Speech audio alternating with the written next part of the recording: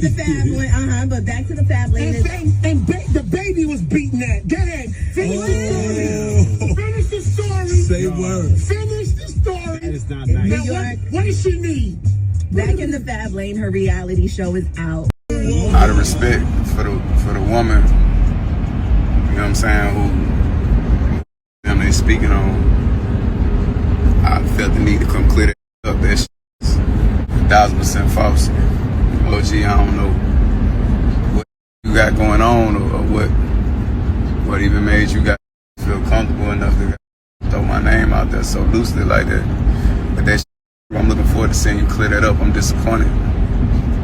I'm looking forward to you clearing that up, Flex. But hell yeah, that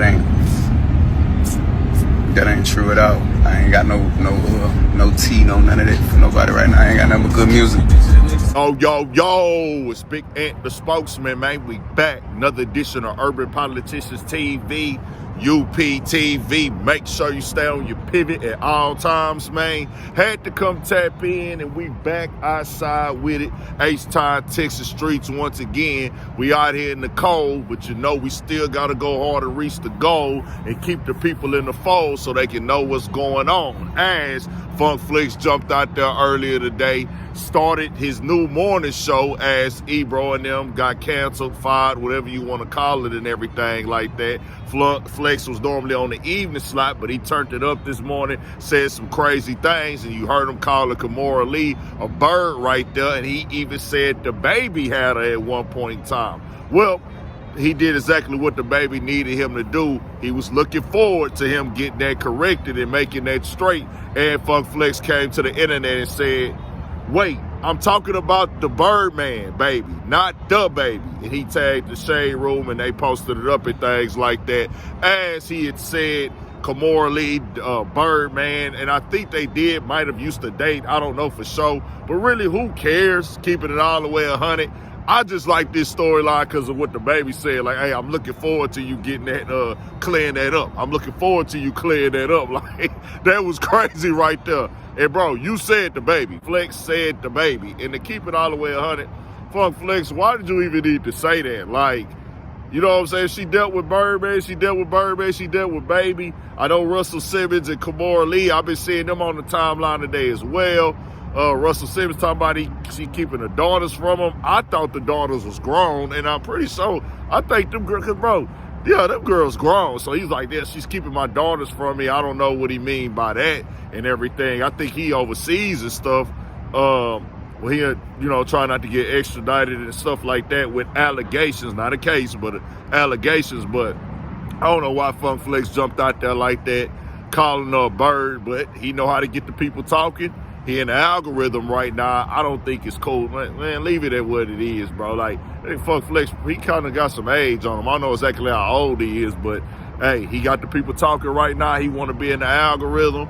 He trying to turn it up. They talking about he supposed to do one day today, which was today. I don't believe that. I think Flex gonna take over the show in full, or he gonna have a few days a week. He gonna be doing that morning slot, which is their prime time where they want to, you know, that's where the traffic gonna be at. I'm just like, yeah, that boy, Funk Flex a trip, but it's working in his favor right now because he is being talked about. I wouldn't want to be getting talked about for that. Certain people, they happy for the new look for Funk Flex to be on there. A lot of people is like they ain't feeling Flex either. They just like throw the whole situation away. I don't know. I don't listen to the radio myself, excuse me, but I did know that Ebro and them, when I would see them on camera, the energy that they would have on there, I wouldn't be entertained at all. At least with Flex, you know, he used to do the freestyle stuff. It wasn't during the hours of radio. He used to do the freestyle stuff when he had the interviews going on back in the game. They was pretty cool too. Funk Flex could get on your nerves sometimes. He be doing too much from a personal, my opinion. I'm like, oh, this nigga doing too much. Then at times, it do be entertaining when he'll say certain things or do certain things. But Funk Flex, bro, like, yeah, I don't know, dog tripped all the way out there with that, man. That right there today was unnecessary, uncalled for. But hey, he got the ratings he was looking for, got the people talking about the show, and trust me, the people up top, As long as they ain't affecting their bottom line or their dollar, ain't nobody hitting them with no lawsuits. They loving all this, bro, because ain't nobody been talking about Hot 97 at all. I know I ain't heard nobody say, hey, man, put on Hot 97, or ain't nobody in the streets or the culture or nowhere I've been. And I ain't, I'm from H-Town, don't get me wrong, but I talk to people all over the country. I'm on YouTube every day. I'm on the internet every day. So people is hitting me up, sending me stuff, tagging me, talking about what's going on, new music, whatever, sports, all that. Hot 97 is never coming up as a topic of discussion. And out in H-Town, I for sure ain't heard nobody say, hey, you heard what Ebro has said today? You heard what Ebro was talking about?